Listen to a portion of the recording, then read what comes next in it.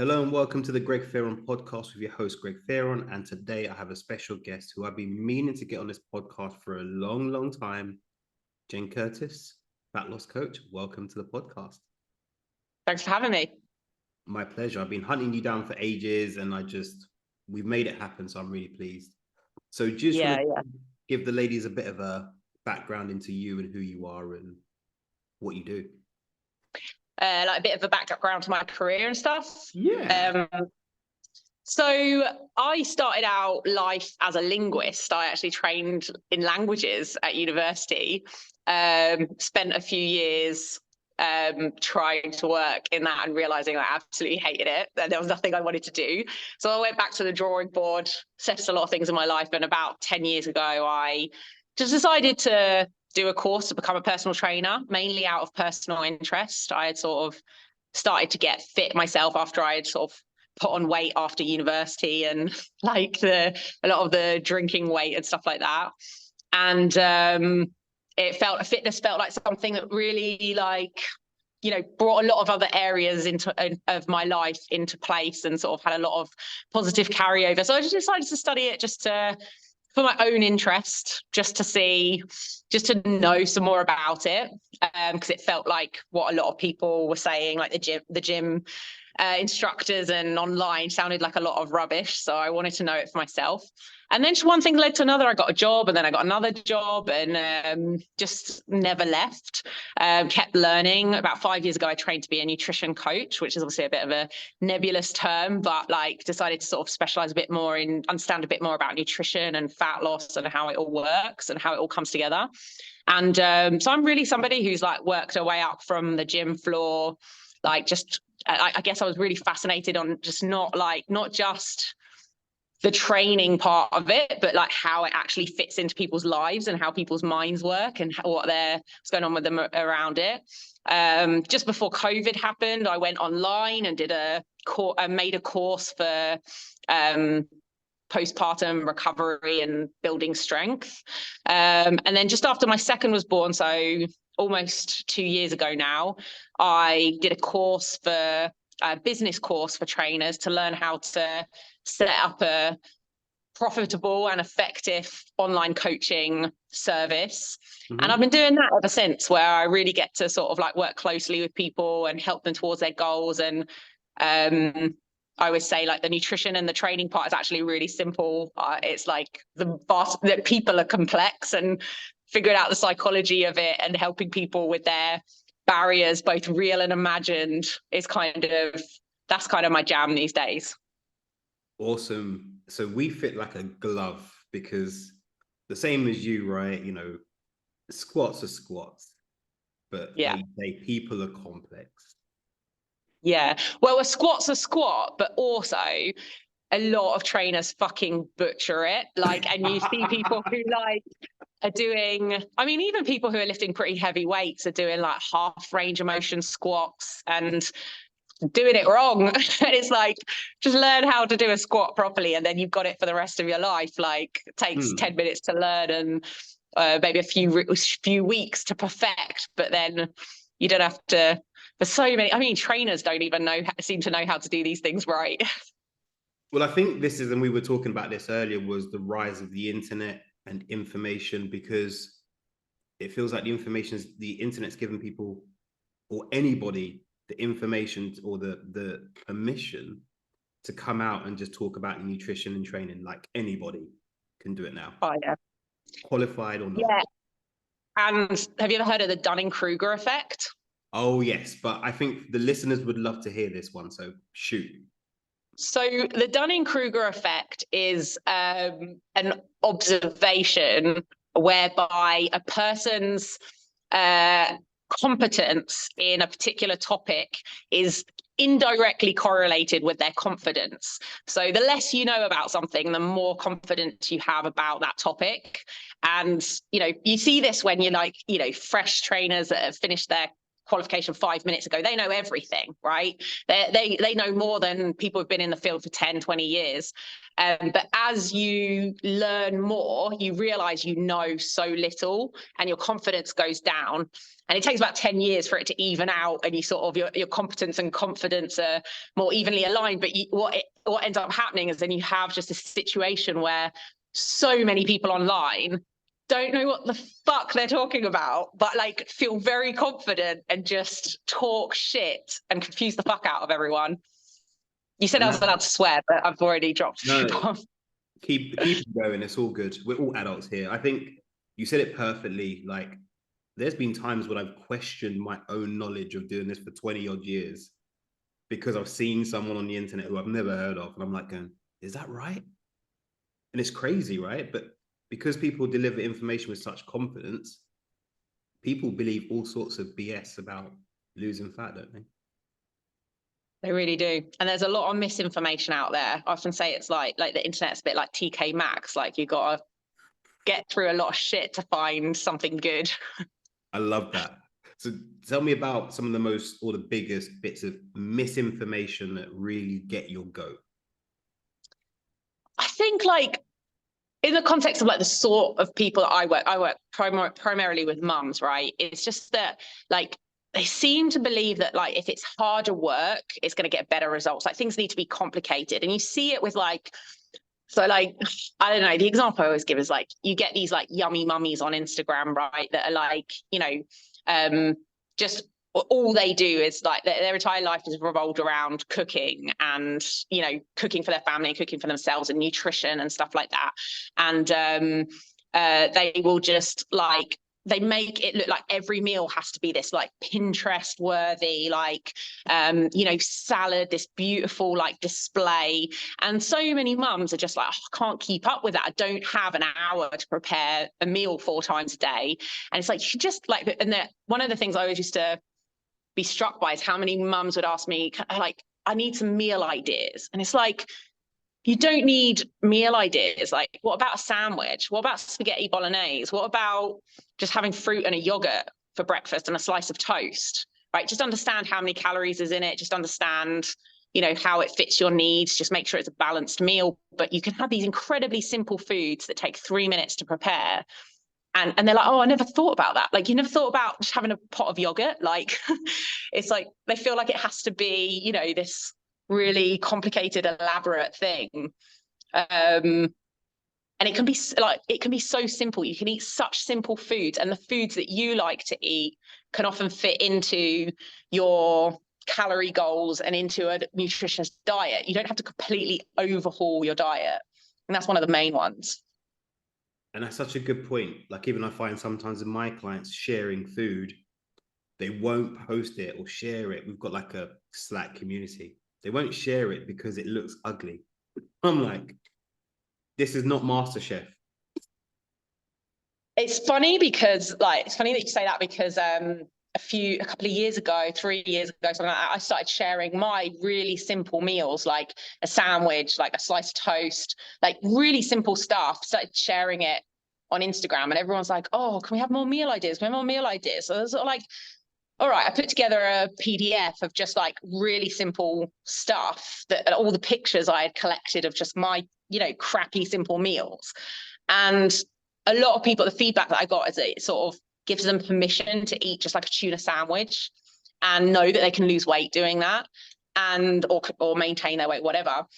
And I recently I had this sort of PDF put together that was really shit that I did with all my pictures, and I sent it to a graphic designer. Didn't give him clear enough instructions. He sent me back a really nice thing, but he also replaced all my ugly pictures with really pretty pictures. You know, everything like looks like, you know, Pinterest ready, Instagram ready. And I was like, no, put the ugly pictures back. And he's like, are you sure? I was like, yes, like, this is not going to resonate at all. I need the ugly, simple pictures with like the shadow of my hand on it. Like, exactly. Cracked me up. My breakfast this morning was seriously messy. I'm going to share that with my clients today and just be like, hey, look, it doesn't have to be, you know, MasterChef, the Ivy for it to get results. That's awesome. So 100%. you said something really interesting. You said the word calories. I know, right? Sacrilege. How dare you say calories? Because fat loss is so much more complex, and calories don't matter, right? Isn't that what we're being told at the minute? Yeah, so this is obviously like I this is one of the biggest myths, right? And one of the things I was going to say is just like this idea that calories don't matter, or it's like old-fashioned to think about calories. And there's like the narrative today is all sort of like, oh, it's about eating clean food, or it's about eating, like cutting out like seed oils or whatever, like, you know, the thing, the sort of enemy of the state today, like is today.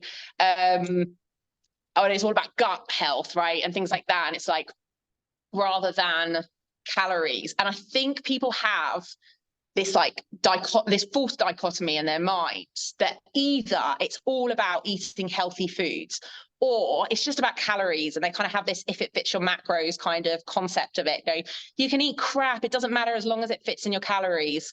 And it's like, one of the things I say a lot online is two different things can be true at the same time.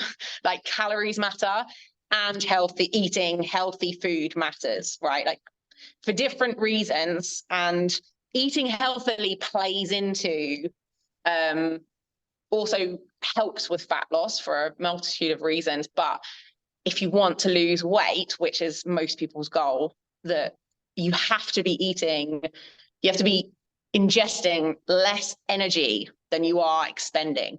There's no way around the thermodynamics of it. And yeah, so many people have this false dichotomy in their mind. But what about hormones? Because there's so many people online at this minute in time going, there are conditions such as PCOS, insulin resistance is the latest one that seems to crop up a lot.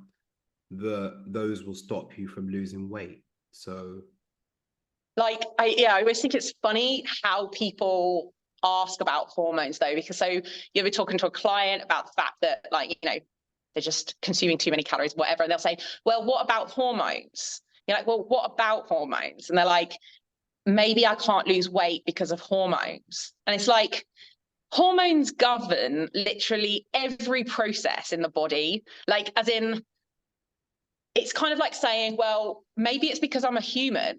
Like, as in, there's a lot of things that go into being a human. Do you know what I mean? It's just so vague. Like, which hormones, what processes are they affecting? And they'll say, like, I don't know, cortisol is one, right?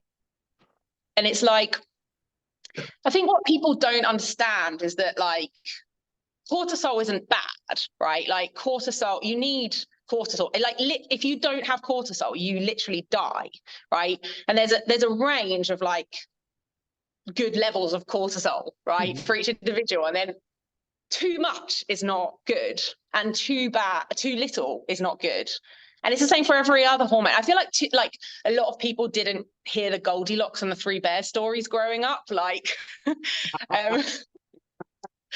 it's like there's a range that is healthy, just like there's a range of body fat percentage that's healthy, right? It's not on spot. Or like, there's a certain amount of each vitamin that's healthy. Too much, too little is not good for you. Like, broccoli is healthy, but you eat too much of it, you're going to be pissing out your ass for 4 days. Like, like, if you drink too much water, you will literally die. It's like, there's a range of, like, it's not just either good or bad. And hormones is one of those things that people conceptualize as like good or bad, or they sort of go, well, what about hormones? And it's like, be specific, like which ones, when, how much. It's so funny because I used to work in the NHS and I used to run an endocrinology department. Oh yeah. The doctors, one of the diabetes and doctors used to send his patients to me when they couldn't lose weight. And I'd be like, doc, they're eating too much. He's like, oh, like, yeah, they're eating too much. So I think, is it though that hormones, because it means it's not my fault? Because I think what happens with especially for women generally, is that when they hear the word calories, they start to think, well, it's my fault, I'm a bad person. So if it's not about calories, then it's about hormones. then I can't do anything about it and it's not my fault. Does that make sense? Yeah, but I think, you know, also like the right mindset is like, okay, like, so yes, there are definitely people who think that way. Like, oh, if I blame this or if this is the cause, then there's nothing I can do about it. It's not my fault. Mm-hmm. Okay, great. But like, then it also means that you can't do anything about it and you can't change it. Whereas I think like when people have the right mindset about these things, they'll go, okay, so it's about calories and I can reduce like my calorie intake and I can figure out how to do that. And there are certain strategies. I don't need to make this up myself. There are like certain strategies for doing that, certain things that work, certain things you can try. And then like I can have a, like, that's empowering. Like I think most women that I work with, they go through that process of realizing it's not about shaming and blaming, right? It's about taking responsibility. It's like personal responsibility. Like nobody's coming to help you. Like this isn't going to change like on its own. You can't like, you know, Hail Mary approach, just like hope this into existence. Like you can't manifest this with like post-it notes on your mirror. Go like, I'm a goddess. I am already thin. I am already the size I want to be. You know, like women love that kind of thing. You actually have to like assess the situation, figure out what's not working, make changes that work for you and that help you reach towards your goals. And most women that I work with find that process actually incredibly empowering, learning that what they can do to change something that's deeply important to them and that's deeply troubling them in their life. Yeah, it's really interesting. I'm seeing like a rise in my clients are awesome as well. They're cool. Like if they are empowered people. I think that's a really key one. I think what I'm finding is where we see TikTok and Instagram, it's almost giving power to not having empowerment. I know that sounds like a weird saying, but it's almost like, well, it's all about hormones and us women go through all of these things. And like, yes, we get it. We know that a woman's life is hard. Like, look, you're on your third pregnancy, which I'm going to come to later, which is going to be awesome when I talk about training. But we know that hormonal stuff has a real big impact on women. But it's almost like it's used as a, well, this can't work because of this one thing. And I think you're right. It's about empowerment and how you take that message. Definitely. And it's interesting what you say that like hormones can really affect women, right? Because like yes, we like women have like certain challenges, and I like all what I said doesn't negate the fact that certain women have like more challenges than other women. So if you've got PCOS, if you've got endometriosis, if you're going through menopause, you certainly have a different collection of issues or challenges that women who don't have those things. If you're postpartum or pregnant, you have a collection of it, like barriers in your way that other women don't have. But again, two different things can be true at the same time. You can also have certain things in your way. You know, I don't want to go into details, but I have underlying health condition that also affects many areas of my life. But it doesn't change the fact that it might not be my fault. I don't have to feel bad about it, but it's still my responsibility. I'm the only one that's going to change it. But I also find it interesting that it's like, you know, women have this particular problem. So I always thought that as well. And I listened to a podcast the other day that really just said something that really stuck with me, that she said, you know, we often talk about the unpredictability of like women's cycles and like changes throughout the lifespan and stuff like that. But there is a certain predictability to it. There's a certain pattern to it, that women are more this or more emotional or more this at certain times of the month or certain points in their life phase. Whereas a man, his testosterone levels are affected by how many women are in the room, how many fertile women are in the room, if there's a gun in the room, if someone's fighting. Like, I mean, men's testosterone and hormonal levels are affected much less predictably than women's. So I think it's just an interesting perspective on it that I hadn't thought about. That's a great perspective. Do you know what? I've never thought about it too. I've never thought about it. There's probably ways that I react when different people are in the room or when there's threats and stuff. So yeah, that makes total sense. Total I think sense. there's a lot of focus on like women's issues today, but men's issues are also very interesting, and we kind of just turn a blind eye to it. Yeah, I think it's just because like I generally work, I think 99.9% of my clients are women. And I guess the audience that listens to this is generally women. But yeah, you're right. I think us men go through our own issues in regards to fat loss and gaining muscle, etc. Nutrition doesn't mean we Yeah. don't have problems. Yeah, and I've always worked with men as well. I mean, I worked earlier on in my career, it was about 50-50. I worked at a CrossFit gym, so I was yeah, like if you think men, I always used to say to women who are like, oh, women have these body issues and women have these problems and that problems. I'm like, you just don't know about men's issues. Like, as in, work for 5 minutes in a gym that's mainly men, and you see they all have body image issues. They all have their own shit, just like we do. It's just different, or they're a bit less open about it. Yeah, we just don't talk about it. We talk about it on a very quiet scale. We don't kind of, it's very rare for a man to come out on the internet and say, hey, do you know what I've really suffered with my body image? It won't happen. Yeah. We talk about it to friends, but we won't be out on the internet saying, oh yeah, I looked in the mirror and I really struggle with what I see in front of me. It Yeah. just won't happen because we're not conditioned to do that. And I've worked closely with a lot of men, and it can be something that deeply affects their confidence and their, you know, and their life. And it's very hard for them to talk about, and it's almost a taboo for them to talk about as well. Yeah, you know, I can't ever imagine me at any point going out on the internet and saying that, because you'd almost feel like other men would be like, what's going on with you? Like, we don't talk about that stuff. Pipe down. Yeah. But we should talk about it for sure. We should talk about it, and we just don't. Yeah, we should. Yeah. At least recognize it, that like it's going on for men as well. Maybe that's a part two Yeah. we can do one day. I think that sounds like a very interesting topic. So Yeah. you're, as you said, third pregnancy. I know you're still training. How can you train while you're pregnant? Is this a thing that people still think? Like, do people still think that you shouldn't work out when you're pregnant?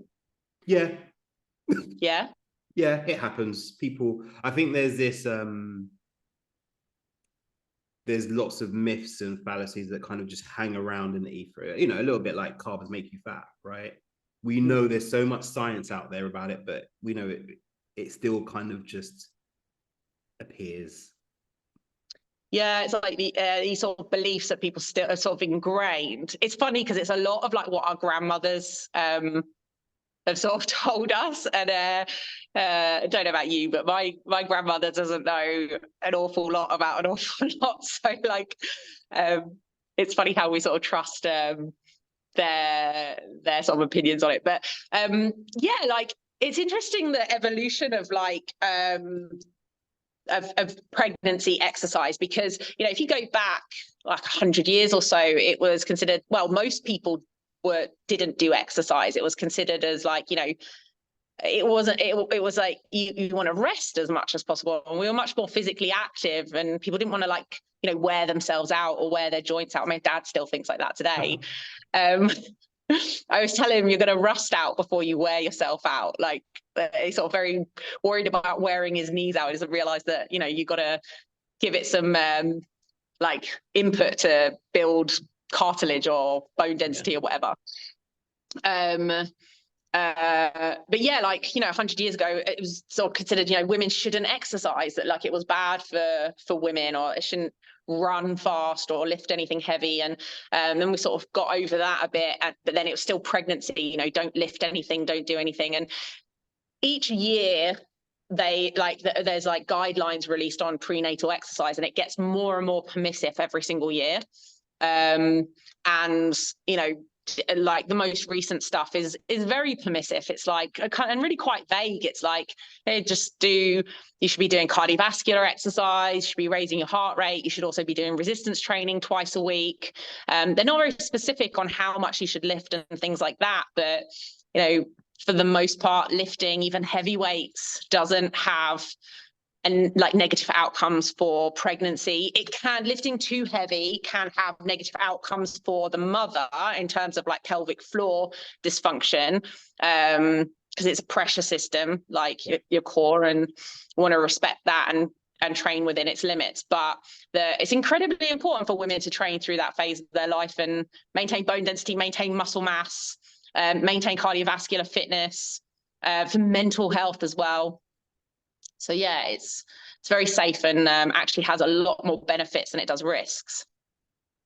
And you said something really interesting there, that heavy lifting might have an impact for the woman, obviously pelvic floor function, all that stuff. But if I lift too heavy too, I can have impacts too. So I think the thread we're kind of seeing here is that similar things will affect people in almost very similar ways if you do too much of it, if you don't do enough of it. It kind of, there's no, it's like I said to someone the other day, there's no menopause diet. They were like, oh, of course there is. No, there isn't. Like, we're all humans, we all eat the same food, kind of thing. Yeah, like I made a post about menopause recently, sort of saying, yeah, I'm not an expert on this, but what I do know is that guidelines for maintaining your weight and fitness during menopause are much more similar than they are different to maintaining your weight, being healthy, and maintaining your fitness in other parts of your life, like in other chapters of your life. It's much more similar than it is different. It's just the basics, right, of getting the right nutrition, getting the right calorie intake for your metabolic needs, doing some resistance training, doing some cardiovascular training, getting enough fiber. Like, it's very basic things really, and getting enough sleep, stress management, like these absolute basics. You know, I always love it when people are like, yeah, I have a friend, for example, who sleeps terribly, is incredibly stressed. She gets about 4 hours sleep a night. And she's always, every week she's like doing blood tests. And she's like, oh, maybe it's because I don't have enough of this in my diet, or maybe it's because of that. And it's like, expression I love is, if you hear hooves, think horses, not unicorns. If you're only sleeping 4 hours a night and you're stressed out of your mind, maybe that's why your digestion is shit, not because you need to cut out gluten. Like, maybe that's why, like, I don't know, you feel crap or you feel down. And I think it's the same for sort of menopause or pregnancy or whatever else. Yeah, there is this thing where people tend to look for something else rather than the thing that's right in front of them. Yeah. What do you think drives that? I think people tend to avoid, I think we have a bias towards things that sound sort of sexy and exciting and new. It's much more interesting to have this sort of novel explanation about your hormones or your gut health than it is to just recognize, okay, I'm not sleeping enough, I'm not exercising enough, I'm overweight, I eat a lot of crap. Like, maybe, like, and people have this kind of like, they don't want to focus on those basic things. It kind of feels too basic, like they need something more exciting. But you see it, like, a lot of my work is like, you know, when I onboard somebody, it's just simplifying it, just sort of getting them to see the horses and not imagine the unicorns, and just kind of like focus on the basics. But the self-deception is very, very high, and people throughout the process will like, so like, you know, just a client comes to mind where it's like, she's just eating too many calories, but every week she tries to sort of go, oh, maybe it's because I'm not eating enough, or maybe it's because I'm not working out enough, or maybe it's because, like, she tries to find other reasons, and it's because she doesn't want to do that thing. So it's like the obstacle is the way. Do you know what I mean? It's like sometimes the thing that you don't want to face. It's the same in like therapy or psychology. The thing you don't want to face is the thing that you avoid, and you focus on other things. Yeah, it's pardon? Because it's painful. It's hard to do that thing that you don't want to do. Yeah, because it's almost your ego saying, look, this is what you haven't been doing, or you've done this wrong, or you haven't been looking after this bit. So your ego gets impacted, I think, a lot with that. It's when I say to people, you know, oh, Greg, I think my hormones are a problem. Like, tell me about your nutrition. would you be willing to track your food for 4 days over a weekend, including the weekend? And they're like, oh, I don't want to track calories. No. But why not? And it's a simple thing, but like you say, but it's a very well-intentioned conversation, because we have to start somewhere, right? Yeah. So I find by the time someone gets to working with me, like they have already drunk the Kool-Aid, they get that calories also matter, right? I have a thick filter on my like social media. I'm pretty clear about that being important as well, like not being the only thing, but being important as well.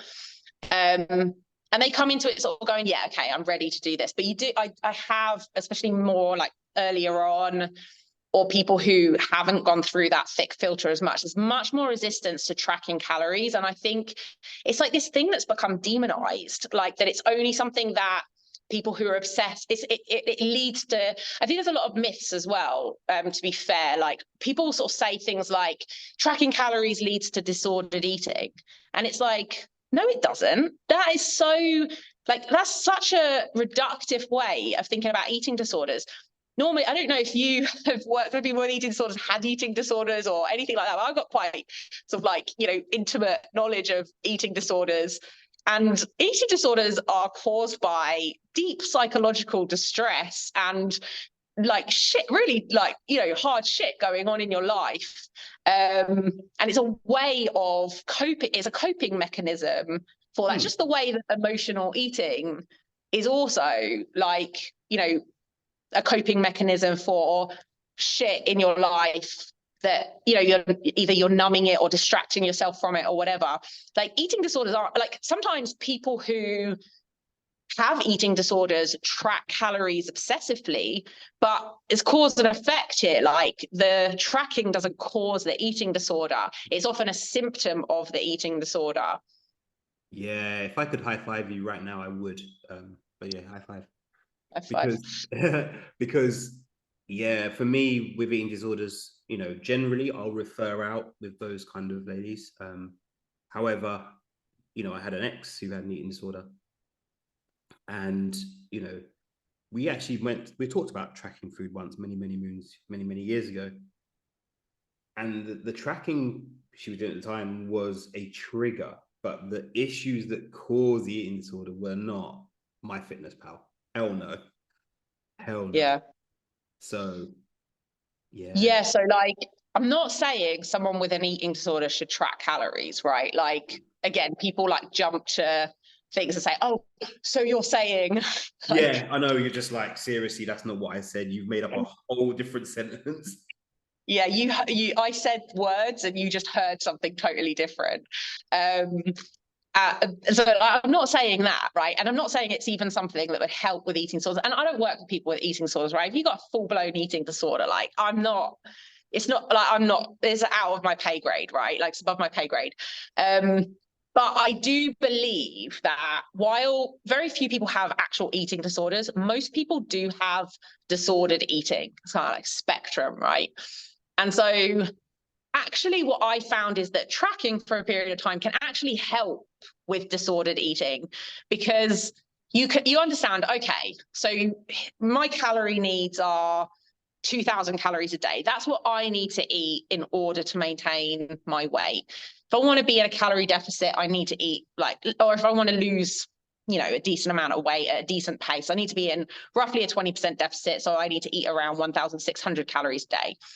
And it helps. I often have women who are like, oh, I had a bagel for lunch. Like it must be so high in calories. Like I've probably totally blown my diet. And you're like, you actually go through the different elements of it. It's like a 500 calorie bagel. It's like, oh, that's a totally reasonable lunch. Like there's no need to spiral about that. It's like, I find that often women, and men, I just work more with women, but they will spiral and catastrophize about things that are their imagination.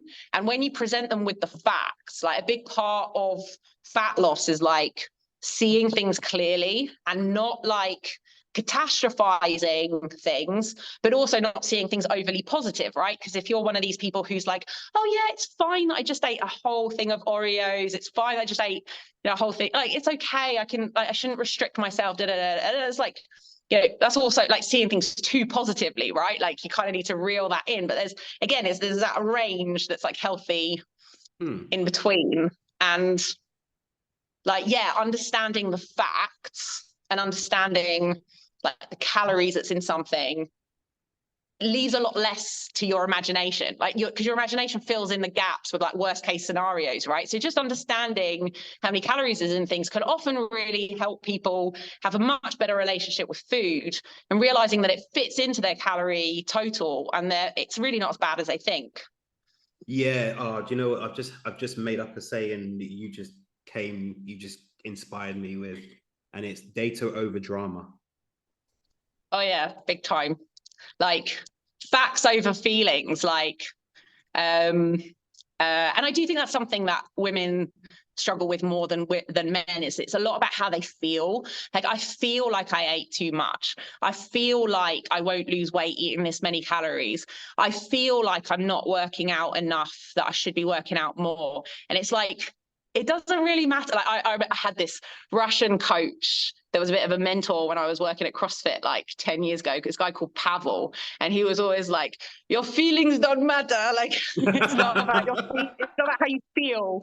Like I feel like this isn't enough volume for my shoulders. It doesn't matter about how you're feeling. It's like about like there's things that are like facts that you can go by. And I think a lot of women need to learn, especially with fat loss, to like trust their feelings more. And that's where like intuitive eating, right, is like, that's another one.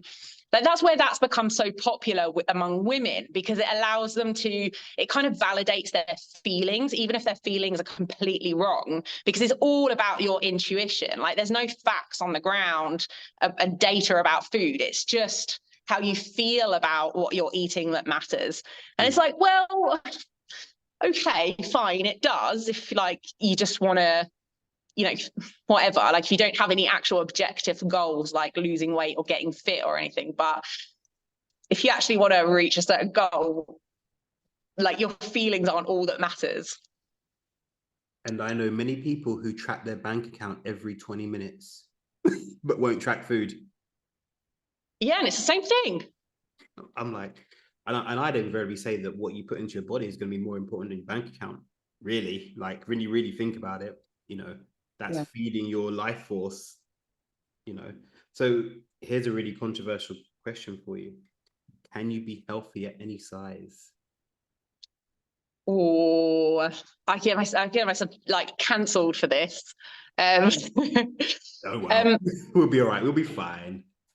So I think that like healthy at any size is like, I think we have increasingly a culture today where like we tell people like we're kind to be cruel. It's like we kind of try to tell people what makes them feel warm and fuzzy and try to protect them from the harsh reality of life.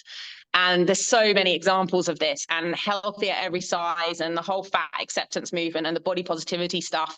I think it just really, really is like, a great example of that, of telling people sort of like saying, okay, I don't want to upset this person, so I'm going to tell them exactly what they think. I think there's a lot of like women in particular saying like doing a lot of work and mental gymnastics to tell themselves that they're beautiful and attractive when they're not, when they're like objectively not. And it's like it's hard work to convince yourself that, but it's also hard work to lose weight, like pick your hard kind of thing.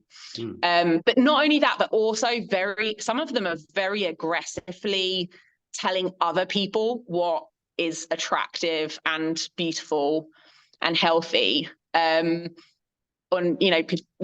I think, it's that sort of make Instagram or TikTok videos saying like, you will find me attractive. You must find me attractive. Like this is, like fat is beautiful. This is beautiful. And like, you can't tell other people what's attractive, what they're allowed to like find attractive. And I often get pushback on that. And people say, well, we have these arbitrary beauty standards. And my argument is that our beauty standards are anything but arbitrary. Like the holy trinity of beauty is health, fertility, and youth, right? These are objectively desirable attributes. And if you have them, you have them. And if you don't have them, like, it sucks. Like, I'm 35 now, I'm not that old, but like, I'm also not 25 anymore. And it hurts a little bit that, like, you have the gray hairs or the wrinkles or whatever, but or the stretched skin. Yeah, you've got something to do. And I'd love, I'd love to be still, as objectively like whatever as I was when I was 25, but it's just the harsh reality of life, isn't it? And there are certain parts of that we can't control and certain parts that we can. But yeah, it's like being overweight is an independent risk factor for every single chronic disease going. Yeah, I think it was funny. I put a post talking about this on LinkedIn the other day, and someone was like, well, these Western beauty standards need to go. And I just replied back saying, listen, in the UK, Black Afro-Caribbean women have the highest proportion of obesity and diabetes. How is that beautiful? Like, how is that a beautiful thing? They're dying early. They're on medications for life. How is that a beautiful thing? That's crazy. No. It's funny, that knee-jerk reaction, isn't it? Like, these Western beauty standards, like there's this war on anything Western that's like... Yeah, but that must mean that everything Eastern is also perfect. Yeah, again, a false dichotomy that's like everything that's not Western, part of like what we consider to be the West, is like good, and everything that is Western is bad. Yeah, it's so in China they used to tie their feet up, didn't they, to make them really right small. So do you know what? I think foot binding. Yeah, so all you Western women, for your beauty standards, we now need to adopt these Eastern standards and tie your feet. Just know you wouldn't do that. So yeah. So is it then more about? There's a book I'm reading. I've totally forgotten what it's called. Brilliant, but it was just talking about how beliefs are very difficult to change with data. So if you say to me, I don't know, I believe the sky's blue, and I present you some statistics that tell you actually 70% of the light in the sky is blue or black, so I'll say, you'll be like, no, my belief is that. Is that probably maybe the bigger thing, that we defend our beliefs and our ego over data? One thing that I've learned about Instagram and the internet, like when I started out, sharing on Instagram, is that I really felt like I was there to try and change people's minds and convince people of like what is true. And like okay, so for example, busting the myth that carbs are bad for you and getting people to believe that carbs are good for you. And I've realized that it's much more fruitful to just connect with like-minded people and share information that realize that some people are going to really connect to your way of looking at things, and to try and connect with those people that it kind of further confirms their like beliefs or things that they want to believe. And that sounds quite, like there's a bad side of that as well, because then we all are in these like echo chambers. It's very hard to reach out of your echo chambers. It's very hard to reach into the vegan community and explain to them why it's really important to eat red meat. Like, it's not going to work. It's very hard for me to reach into the body positivity community and explain why they're wrong. But there's a whole bunch of people who are who have sort of seen all this body positivity stuff or seen stuff about carbs. They feel like that doesn't sound quite right, but I don't have all the information I need to like put it together. I haven't heard an alternative narrative. So then when you put together a coherent alternative narrative that is like, that's it, that's what I was thinking, that's a lot easier to do on the internet than trying to convince people that they're wrong. Which is almost impossible. I think our job is almost a bit of a vocation. It feels like we want to try and help everybody. Like everybody who's injured and dying on the street, we want to help everybody. And I think you're right. We spend hours and years giving out information that people will read and go, well, no, I believe that. So you can only help those who are either ready to change or believe very similar to you. So it makes total sense. So I've got 2 bits left. I think we're going to need a part 2 because I'm enjoying this far too much. Me too. One of my questions, so if a client comes to you and they've been working with you for, say, a while, and they're not losing body fat, how do you get them over that plateau? Because that's a big question that always comes up. Wait, if they've been working with me for a while and they're not losing body fat? Yeah, so they were doing all right for a while, and then they've kind of stalled for 3-4 weeks, and they're like, I'm doing everything. Where do you look? Where'd you go with them? So one of the first, probably the first thing I visit, let's say they've been losing weight and then they've stalled, right? One of the first things I say is, normally at the same time, you'll hear little things about like feeling less motivated and like da-da-da. And so, my spiel is like, welcome to the Valley of Disappointment. This is a natural part. You start out on this process, it's all novel, it's all exciting, you're doing something new. Within 2 to 4 weeks, people enter the Valley of Disappointment where motivation wanes. It's not so exciting anymore. The reality of what you need to do on a day-to-day basis to lose fat is it very quickly becomes apparent that you're not doing anything extreme, right? When you're doing it my way, it's very unglamorous. It's very slow and steady. It's there's tangible weight loss every week if we're doing it right, but it's not this really exciting, lose 10 pounds in 10 days kind of thing. And so people enter the Valley of Disappointment, and my job is to get them through the Valley of Disappointment. So motivation's over here, and then it tanks to here. And my goal is to get it to here, right? Where it's not going back to those previous levels of kind of manic excitement about it. Because people confuse motivation with enthusiasm.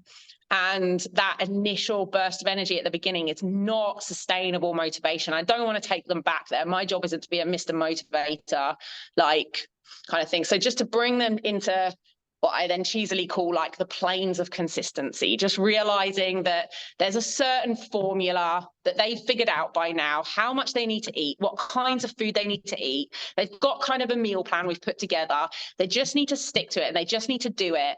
And it's just going to take the time that it takes. Another expression I love is you can't make a baby in 1 month by getting 9 women pregnant. And you can't make a baby in 1 month by getting 9 women pregnant. Right. That's to say, you just can't speed it up. It takes 9 months, right? And with all the technology we have in the world, and with the best diet and with the best medicine, you still can't make it take less than 9 months. So it's just going to take the time that it takes to lose the weight, and start working more on patience, on being consistent, on realizing that these are habits that you need to change for the rest of your life. You're not just doing a 3-week diet and then go back to what you're doing before. And focusing on the big rocks, and just being consistent. That's my first port of call, because it's usually the Valley of Disappointment that's the reason why people have their fat loss has stalled. They've stopped doing the things that they need to do because they're bored and they want something more exciting now. And that usually works, right? People get it and they're like, okay, because everyone goes into what I always think is funny is people come into this fat loss process always thinking that they're so unique.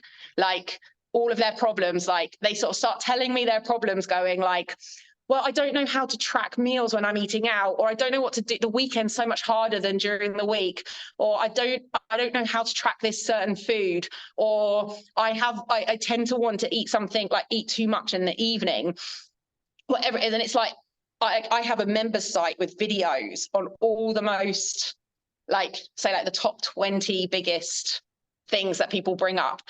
And everyone comes into the process and sort of tells me these things as though I've never heard it before, and this is going to be the first time. I've got no idea how to overcome this problem.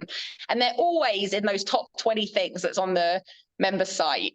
And they're just like everyone else, and they're not that unique. And I think there's something about that as well, where people sort of feel a bit deflated because they're like, oh, I thought I was so special. And they've got the same problems as everyone else. Yeah, it wasn't your cortisol, Missy. I promise you that. Yeah. And the beautiful thing is that all of these habits, will actually make other parts of their life better. That's the bit that really shocks me every time. People are like, Greg, I'm making more money in my business. I'm like, because you develop these habits and transfer them over to your business. Like, duh. Yes, but also if you do fat loss right, you make food and that part of your life much more automated. So you spend much less brain power thinking about it. I can't tell you how many women, especially I work with a lot of sort of women who are high achievers and have, you know, high paid jobs. And they'll sort of plug in the morning, keep working. They'll start getting hungry around 12, but they won't stop to eat. They'll go, no, I've got to keep going. And they keep going for 2 more hours, at which point they're like, fuck, I'm so hungry. And then they go to the fridge and they're looking for like food and they're like, oh, what am I going to eat? And when you're starving hungry, all of your like mental faculties completely go out the window. And then it's and I always say, like, you can't avoid the decision of what to have for lunch. You can only put it off. And then you're putting it off to the worst time when you're starving hungry and now you're stressed and now your brain isn't working. And then you just start eating biscuits out of the tin. And then you have a packet of crisps and then you're like, oh no, now I've ruined my diet. And then it just creates so much stress and so much mental fatigue. And then they feel shit because they've eaten shit. Whereas if you stopped at 12 when you started feeling hungry, spent 3 minutes making scrambled eggs on toast, ate it, got back to work, you'd be fine. And you'd be like steaming through the afternoon, well fueled, ate something healthy, spend a lot less time thinking about food and worrying about food. And then you got all this extra brain power for like the things that actually matter. One of the first things I do with those kind of clients is I look at their calendar and I'm like, where's your lunch break? They're like, oh, it's not in it. And I'm like, okay, now we're going to put a lunch break in. And sometimes, and I've done it before, I've called them and said, hey, what are you doing? Oh, I'm just working. It's your lunch break. Go lunch. And then they get it. They're like, got it. So dream. Love it. Yeah, it's like the number of people who think that you can just like, oh, I don't have time for lunch, as though it's like, it's just like non-negotiable. Like, you have to eat. Like, it's like saying, oh, I don't have time to go to the toilet during the day. Well, what are you going to do? Your bladder's going to burst. Like, at some point, you have to like, and they're not making time for it. And my message is also like, you don't have to spend an hour, right? You can spend 3 minutes making food, 10 minutes eating it and get back to work, but I can't get it down to 0. Right? I can't make, I can't give you like an injection that you can just, stick in your arm and carry on working. Like, it is going to take a chunk of time out of your day. We can get it down to the minimum, but we can't get it down to 0. Love it. So last piece, because this podcast could go on for hours. It'd be lots to talk about. Like an epic podcast. Just talk to us a little bit about emotional eating. I'm gonna have to come back for a part 2, obviously, but just what tips would you give someone to start dealing with emotional eating? I've got my thoughts, but I'd love to hear yours. So, like, my starting point with most of these things is like, and I'm big on like paradigm shifts, because I think the cultural narrative that we often have around these topics is like completely wrong. So I think that the cultural narrative around emotional eating is it kind of boils down to just don't do it. Like, just say no, like the same as you like to drugs or whatever, like just say no. And so many women are sort of like, right, I'm going to stop emotional eating. And what I try to tell them is that, like, what you got to understand is emotional eating is not the problem. It's the symptom. It's a symptom of the problem. So you've got to figure out, work backwards from the emotional eating. So what kind, like, I always call it non-hunger eating, because I think there's like a bigger, like, emotional eating is one part of that, but there's also boredom eating, there's procrastination eating, there's reward eating, there's like a lot of other elements of it. So figuring out why you're eating, right, in the first place, like, what is that giving you? Is it helping you relax? Is it self-medication? Is it to numb difficult emotions? Is it because you're bored? What is it? And then work backwards from that. Like, what do you need? What is food, kind of the gap that food's trying to fill that you aren't getting from your life, right? And then start to build those things. So if the problem is that you're stressed out of your mind, you hate your job, you've got relationship issues, like no amount of like manifestations and affirmations or whatever is going to make you feel good about that. You have to go and fix your problems, right? Because we have a very, I think women tend to have a very emotional approach to like your problems or whatever. It's like sometimes it's a practical problem that you need to fix. And then if it's just, you know, like if it's stress or whatever else, it's like, but what are you doing to like manage stress? What are you doing to reduce stress? And you know, exercise can be really powerful for that. You know, just sorting, like losing body fat can be that if your main source of stress in life is that you're, you know, massively overweight and you're worried about your health, like that's the problem that you need to sort out. But also, you know, also what stress management strategies do you have? Because most women just try to take away the emotional eating, and then they're just left with all the shitty emotions without anything to kind of help them deal with it. So do you, like, you need to replace it with something. So do you need to exercise? Do you need to go and have a hot bath and a glass of wine? Do you need to go and do a face mask, go and get a massage? Like, you need to have some other, like meditation or like yoga nidra or something. You need to have some other strategies for regulating your emotions other than food. And then also like hobbies. The number of women, I guess dads as well, that don't have like hobbies, things that they do just for the pure joy of it, things they did before kids, like playing the guitar, writing, reading. Like you spend 10 minutes doing this, just something that you enjoy for the sake of doing it. So there's a few different like things, but ultimately you got to replace, you got to understand what void it's filling and then replace it with something. Don't just try and take away your only coping mechanism, because you're only gonna, that's not going to work for more than like 45 minutes. And that's when you start saying yes to drugs because you said no to emotional eating. Yeah, start smoking instead. That'll help. Yeah, it's really funny when people track food, especially if they're just being honest with it.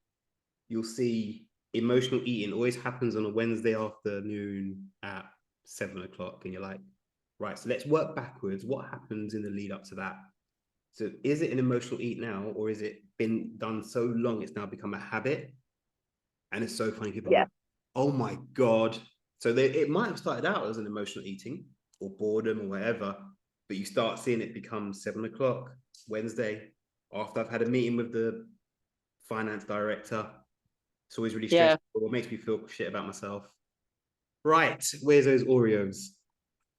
Yeah, it's like that habit starts to then creep in, and it's like the thing, you know, the neural pathways are there, so it's the easiest thing to go and do.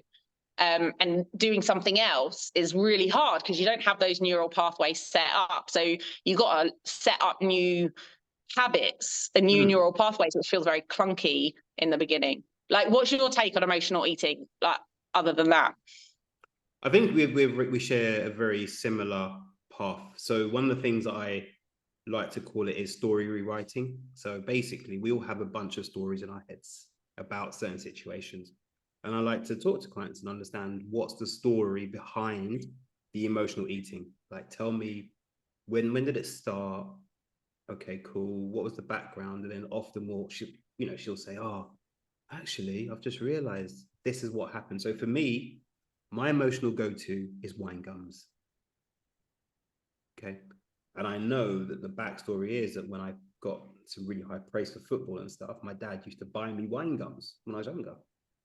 Subconsciously, if I'm feeling a bit shitty, I'm like, where's the Maynard's wine gums? And I'm going for a big pack here. I'm not going for a tube. I'm going for a big pack, like 1,000 calories. And that's that. And I tell clients that's what I've noticed I do. So I have to see when I'm feeling fatigued, when things are happening, so I can pick it up before I'm knee deep in black and red wine gums. Right. Yeah. It's always about the story that's going through your head at the time when you're doing these things. There's so many elements to it as well, though, isn't there? Because there's also like one thing that I work with clients on is like, you know, their family's relationship with food, and get them to reflect on how, in particular, their mothers and grandmothers were around food, because a lot of them had. So a lot of us grew up with a lot of like war child syndrome of like, you know, like you got to finish everything that's on your plate. You know, the world that my grandmother grew up in is very different from the world that I grew up in terms of they never had enough food and we always had far too much of it. And they didn't adapt their thinking to that. And so we grew up with this enormous abundance, but also an insane amount of pressure from parents and grandparents to eat all of it. Because they can't switch their mind. And those messages are very powerful. So there's a lot to explore. There's a lot to unpack. And when I come into these situations with a client, I have a lot more questions than answers in the beginning. Is it like, you know, what's triggering the emotional eating? What's like, is it a habit? Like, what are your parents messaging around food? You know, what are your beliefs around it? Like, there's a lot to unpack and figure out. And I always say sunlight is the best disinfectant. So like once you start to work through this and point things out to people, they're like, oh, wow, yeah, like I didn't realize that was the issue. Yeah, it's even, so my heritage is Jamaican and food is love. And my mum will say, Greg, you're putting on weight, while she's giving me more curry goat. I'm like, but mum, you just told me I put on weight. But that's love. Food is love. Food is how we bond and come together. So yeah, those old narratives, because we bond so much with our parents and what our parents did, because you know, 7 years old, I think we pick up so much. We're virtually created as a person by 7. Yes, teenage years can also shape us a lot, but 7 years old. And when people say, you're a bit like your mum, you know, you're like, no, I'm not. But that's what you've been around for the last how many years. Of course, you picked up those habits and those mindsets. So it's often a lot deeper than just willpower and discipline, for sure. And it's complicated, right? Because food does have a big significance in our life. It's not just fuel. It's also there for celebration. It's also there for sharing and connection with other people. It's also there for like, it is a way of showing love. Like the way, you know, I cook for my children and for my husband and for my family. And it is a way of meeting their needs. You know, it is an important thing. So it's just like when it gets, we just need to, we also need to be able to reflect on it and weed out when it's a healthy relationship or when it's gone out of that healthy range and when the connection to it is too strong or too weak and kind of need to tease those things out and be able to like use it as like, so, you know, socially being able to sit down and break bread with other people and enjoy the meal, but then not have this compulsive nature to it where we're either compulsively feeding people or compulsively eating. Yeah, exactly. Oh, such a deep topic. Such a deep topic. So listen, we've had like an hour of your awesomeness. So basically, you got to promise me you'll come back and do a part 2. Yeah, sure. Dig into some of these other topics that we touched on. I'd love to. And maybe talk about training as well, because I think that's a real big topic in of itself. Yeah, we just talked about food pretty much. But it's such an important part of the whole fat loss conundrum, right? And it is. Yeah, the training bit's the other side, and I think we should talk about that. That'd be awesome. So where can people find you, get to know more about you? Where can they hunt you down? So Instagram is definitely the best place. It's where I'm most active. I'm just at Jen Curtis Training. That's the best place. Everything leads from there. So I have certain resources that you can download and then you'll get my emails. I'm pretty much Instagram and emails right now.